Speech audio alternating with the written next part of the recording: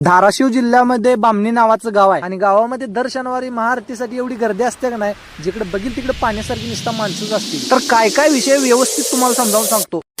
तर रामकृष्ण हरी मंडळी, आम्ही कीर्तनासाठी निघालो होतो बामणीला आणि सोलापूरच्या पुढे गेल्यानंतर गाडीतली गाणी ऐकून ही काय नाचायला लागली की जामराव. यांच्याकडे तेव्हा बघताना मजा वाटायला लागली होती, पण परत पुढे गेल्यानंतर जरा वाईट वाटायला लागलं. काय करायचं, शेवटी त्यांना देवानच बनवली. तसं मुरलीदादान पण त्यांना 100 रुपये दिलं आणि घेतली गाडी पुढे आणि आलो नैवेद्य हॉटेलवरती जेवायला, कारण इथं नुसता व्हेज मिळतंय. हो, कसं आहे माहितीये का, नॉनव्हेजच्या ठिकाणी गेलं का ती जरा अर्धा परत होत असते इकडे तिकडे, कढई म्हणा उलतान म्हणा, त्यामुळे आपलं प्युअर व्हेज मध्ये गेलेलं कसं बरं असते. हॉटेलमध्ये गेल्यानंतर काही काय कमी खाती दिवे तिकडे हॉटेलमधल्या आचार्याला असं घाम फुटायला आणली. एकाच झालं का एकाच झालं का एक, नुसता पराठण भातन असं चालूच होतं. तसल्यात व्हिडिओ करायला जाऊन माझा मोबाईल एक आपटला बघा. ते सगळं आवरून आलो तुळजापूरमध्ये. मस्तपैकी आई तुळजाभवानी मातेचं दर्शन त्यांनी घेतलं आणि आलो की बामणीमध्ये. इथं येऊन आवरून गेलो लगेच मंदिरामध्ये, कारण टाइम लय झाला होता, आरतीचं टायमिंग चालू झालं. आम्ही मंदिरात पोहोचायच्या आधी वर्ध्याला पुढे घालवला होता मोटरसायकलीवरनं, कारण नामजप घ्यायचा होता. वर्ध्याने बी नामजप असला भारी घेतला का नाही, ऐका तुम्ही पण एकदा.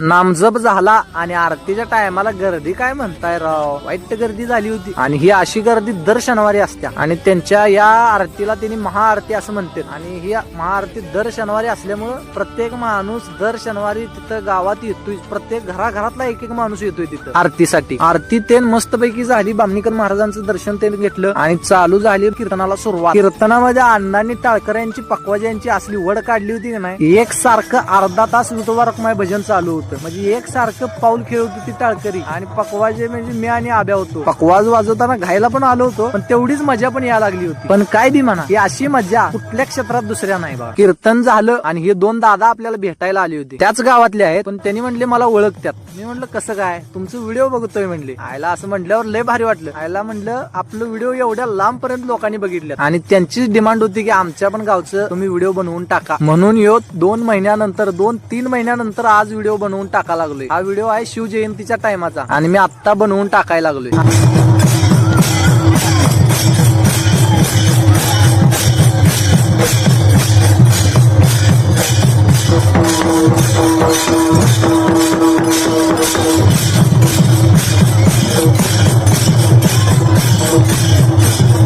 तर बाकी सगळं द्या सोडून, व्हिडिओ तेवढा कसा वाटला कमेंट मध्ये सांगा आणि जाता जाता वाडीवरच्या ब्लॉगरला फॉलो तेवढं करून घ्या आणि भेटू लवकरच. तोपर्यंत रामकृष्ण हरी.